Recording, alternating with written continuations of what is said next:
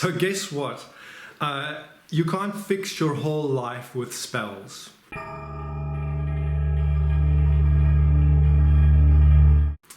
Newsflash. You get this with people who are coming fresh to spellcraft, to the occult, to hoodoo, whatever the case may be. There is a wave, a flush of excitement about the potential of magic, and there might be this attempt to do spells for every little thing. And I find that this can really miss the point, right?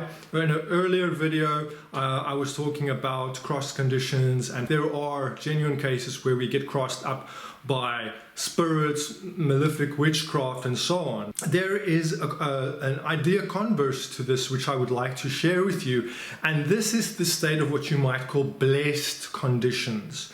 And blessed conditions, like cross conditions, is a state that you can enter. It's a way of being that comes about through a natural spiritual growth process and evolution of your soul, you could say.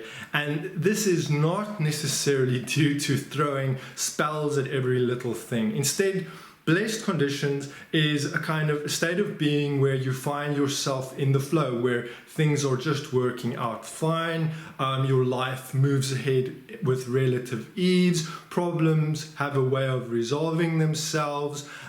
It comes to a certain point where people start beginning to perceive you as being inherently lucky.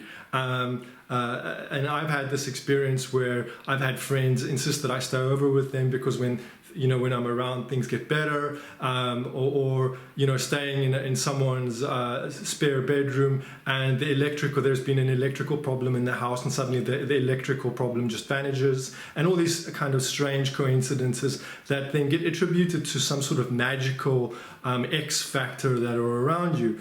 And this is what I would like to think of as a symptom of blessed conditions. And this, to my way of thinking, is really a result of certainly of some magical work, in a sense of focusing on being magical, but is really rooted in, firstly, being aligned in a spiritual sense, being connected to the source somehow, and then also being connected to your intuition, being more deeply connected to the intuitive flow in your life, so that you are acting to the prompts of nature spontaneously. That's how you get to be at the right time, at the right place, and that's how you get to meet the right people at the right time, and so on.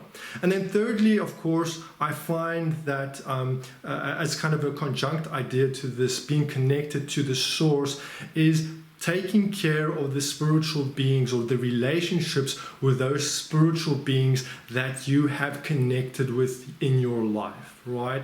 I find that personally, I do a lot more magic for clients than I ever do for myself. The only magical work I tend to do for myself at a stretch tends to be cleansing work, really, to be uncrossing work, right? And that is merely as a form of spiritual hygiene. What I put most of my energy into is cultivating relationships with spirits, and with the primary spirit, which is the divine source. And then there are, of course, other spirits in my life that I have relationships with. There are angelic beings. I do a lot of angelic work. There are the orishas. I'm initiated into Lukumi, so I've got a sort of a foundation in that spiritual practice too. There are the ancestral spirits and the spiritual guides that figure into the realm of the dead. And most of my energy and my time goes into developing relationships with those beings, harmonious relationships with those beings, so that I'm being supported on an ongoing basis by these contacts. And then, of course, the most important relationship really is with the divine source, which you cultivate through prayer, you cultivate through meditation, you cultivate through yogic practice or practices that are similar. What you find is when you begin living in this way, this tends to induce a natural state of blessedness, what I'm referring to as blessed conditions. where everything just falls into place. Things have a way of resolving themselves naturally. There is a trend toward growth in your life, a trend toward greater happiness, and so on. And this is a much more natural, effortless thing than attempting to control every little thing with magic. Using spells to target a million different things constantly. It can get a little bit crazy, it can get a little bit neurotic. It's not to say that we shouldn't use magic, but I have